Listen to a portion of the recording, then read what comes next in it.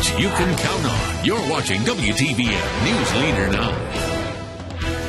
Sponsored by Montlick & Associates, Columbus Injury Attorneys. I think the people of Iowa have sent a very profound message to the political establishment. The votes have been counted, and we now know the winners of the Iowa caucuses. Learn who they were coming up and hear reaction from the candidates. We're also getting a look at the events just prior to the death of a Phoenix City man in Columbus. The cell phone video you will only see on News Leader 9 straight ahead. And you're waking up this morning with some fog out there for this morning. How long will this stick around? I'll let you know coming up. Hello there, and welcome into the Tuesday edition of News Leader 9 Morning on this Groundhog Day, February 2nd. I'm Chuck Leonard. Cheryl off today. She's back with us tomorrow.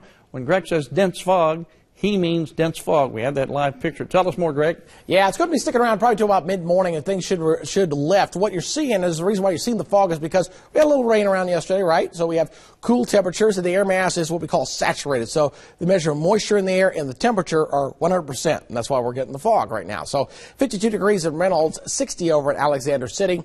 With the dense fog advisory in place, again, this should lift by about 9 o'clock or so, and we'll see things begin to improve as we head toward the lunch hour. And the visibilities right now, not bad here in Columbus, but notice a third of a mile visibility down in Americus, half-mile visibility down in Eufaula. We're going to have to deal with the clouds today, but it will be warm. And you're also going to notice that wind kicking up by late this afternoon to get a kind of a surge of warm air out ahead of that front.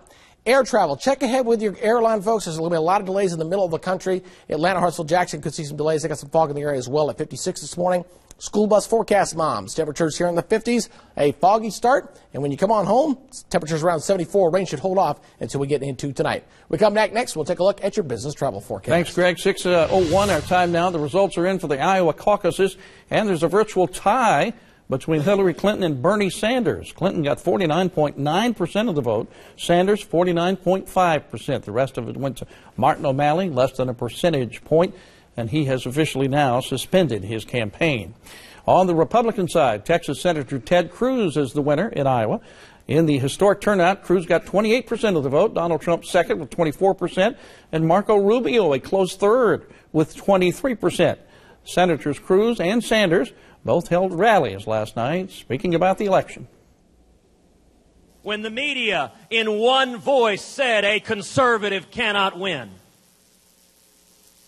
nationwide, over 800,000 contributions poured in to tedcruz.org as courageous conservatives said, yes, we can. The reason that we have done so well here in Iowa, the reason I believe we're going to do so well in New Hampshire and in the other states that follow, the reason is the American people are saying no to a rigged economy.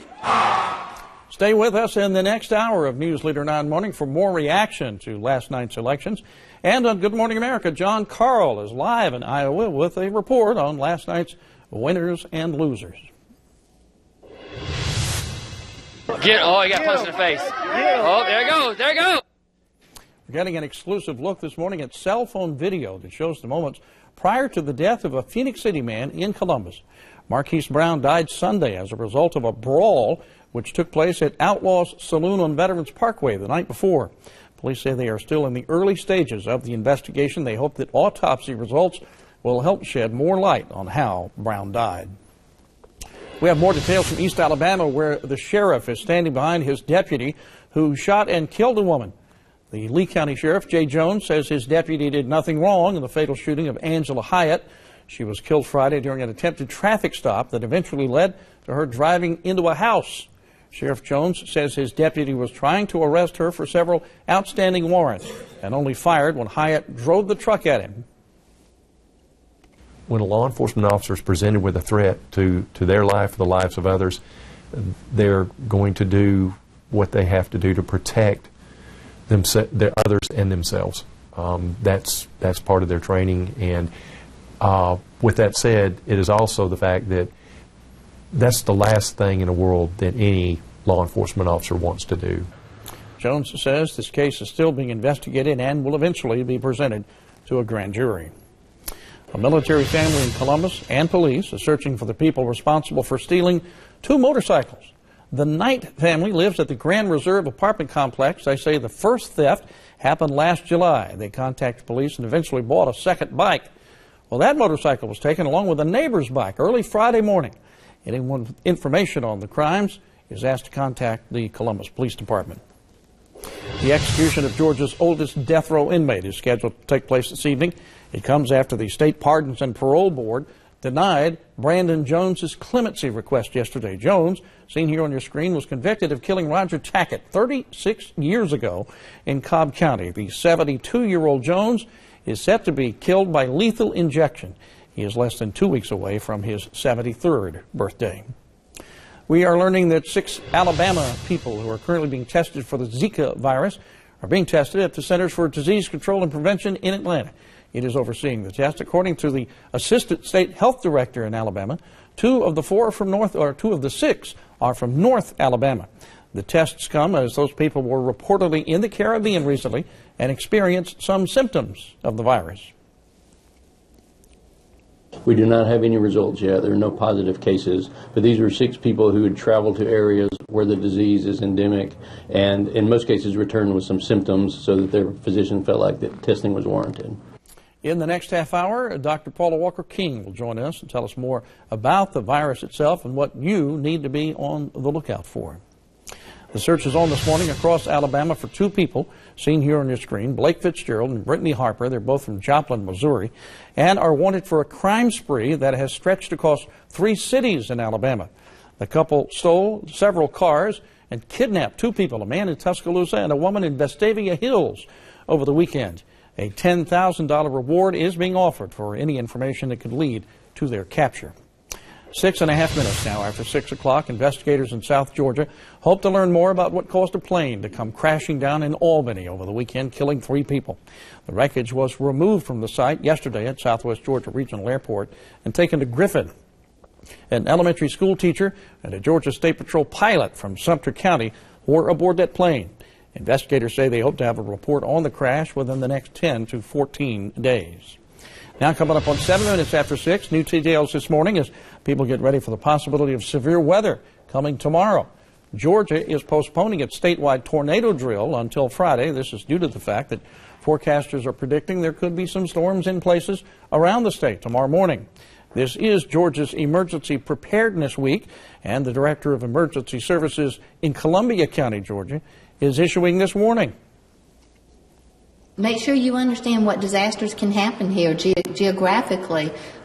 Pretty much everything is possible here except for tsunami, volcano, landslide, and avalanche. All the rest of the disasters can happen here, so you need to read up and learn what to do in the event of each of those. First responders say you should always have a survival kit in your home just in case of severe weather. And the question we get a lot of times is, what's the difference in a watch and a warning? Yeah, that comes up a lot, and there's a difference. Now, it really has to do with the area coverage we're talking about and how long it takes place. So a watch means that conditions are possible for any kind of severe weather. We're talking tornado watch or even a severe thunderstorm watch. It could happen. Warning means it's going on right now. So that's the difference between a watch and a warning, and we may have some watches in our area come tomorrow. Now, what we're watching right now in our main travel hotspot is the middle of the country because of this storm system kind of winding up like a big pinwheel here. And we're going to watch for showers and thunderstorms to break out along this boundary back through Arkansas, Louisiana through later this afternoon. So some widespread problems are going to be problematic as we start to see those storms form. And, of course, big-time winter conditions on the north side of it. Still dealing with blizzard conditions across portions of Iowa, heading back toward Nebraska, and some gusty winds out ahead of this thing as well as this thing gets cranking. So low pressure here in the middle of the country. Travel conditions deteriorating from Minneapolis straight down toward New Orleans. Check ahead with your carrier if you're have to catch a flight forward today. Now, currently at the Columbus Airport, 56 degrees, morning fog, dense fog advisories in effect, a warm day out there. Elsewhere, looking at Charlotte at 52, Pittsburgh at 25. Okay across the southeast right now, but again, check in with your carrier. The conditions will go downhill a little bit later this afternoon and through the middle of the country from Chicago, Louisville, even getting into Atlanta tomorrow morning especially could be problematic for travel. Here goes our forecast as we're going to see foggy start. Very warm, though, temperature around 74 degrees. We'll come back. We'll take a look at your 7-day forecast. Greg, thank you much. 9 minutes now after 6 o'clock. Still to come on News Leader 9 Morning. New guidelines go into place across Alabama today, how those rules will affect prison populations. Just ahead, And all new in the next half hour, the Alabama legislative session opens today, and a lot of people are talking about a possible gasoline tax. How that could improve roads in the state is coming up after the break. Speaking of roads, things are clearing a little bit as far as the fog is concerned. We're looking at 13th Street in Columbus, where Greg says it's 56 degrees at 10 minutes after 6.